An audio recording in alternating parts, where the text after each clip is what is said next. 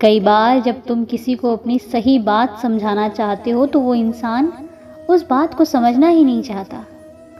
वो तुम्हें ही गलत ठहरा देता है, तुम्हें ही उसे लगता है कि जो तुम उसे समझा रहे हो वो उसके लिए सही नहीं है, क्योंकि वो इंसान उस वक्त अहंकार और ईर्ष्या की भावना से तुम्हें देख रहा होता है। उसको लगता है कि तुम उसका बुरा चाहते हो। ऐसे वक्त पर खुद को शांत रखना, तुम बहस मत करना।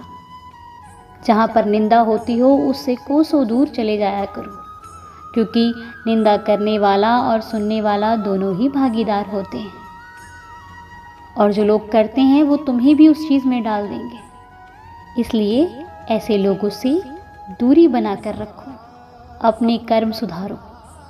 जब तुम्हें लगे कि यहाँ पर किसी चीज़ की निंदा हो रही है, क्योंकि जिस चीज़ के बारे में हम प्रशंसा नहीं कर सकते, जिस चीज़ को हम सराह नहीं सकते, उसके बारे में गलत बोलना भी हमें शोभा नहीं देता। जिस चीज़ को हम संवार नहीं सकते उसको बिगाड़ने की बात क्यों करें, उसके बिगाड़ने की बात क्यों सुने। इसलिए ऐसे लोगों से दूरी बना करके रखो जो तुम्हें किसी गलत दिशा की तरफ लेकर जाते हो, क्योंकि निंदा अच्छी बात नहीं। और जब कोई तुम्हारी बात ना समझे तो उससे बहस मत करना, उससे झगड़ा मत करना, क्योंकि अगर तुम झगड़ा करोगे तो वो तुम्हारे लिए और बुरे विचार सोचेगा, वो तुमसे और झगड़ा करेगा, उससे संबंध में और खटास पैदा होगी। इसलिए थोड़ी देर के लिए मौन हो जाओ। जानते हो, जहाँ पर हमारी बातें काम नहीं देती वहाँ थोड़ी देर चुप रहना ही काम आ जाता है।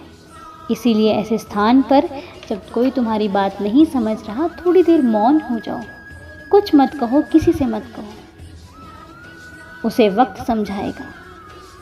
क्योंकि मौन होना किसी इंसान की कमज़ोरी नहीं होती, उसका बड़प्पन होता है। क्योंकि जो मौन रह सकता है वो बोल भी सकता है, वो कह भी सकता है, वो झगड़ा भी कर सकता है, लेकिन मौन तुम्हारी ताकत है। शांत हो जाओ, इसलिए नहीं कि तुम कमज़ोर हो, इसलिए कि तुम्हें हर परिस्थिति को अपने वश में करना आता है।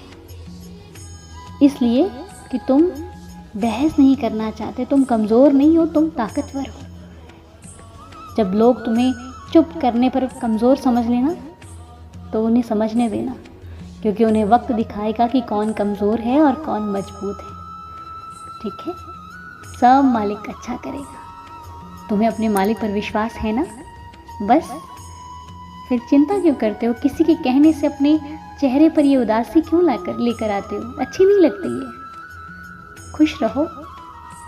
साईं को चाहते हो ना? तुम्हारा साईं तुम्हें खुश देखना चाहता है, तुम्हारे चेहरे पर खुशी देखना चाहता है।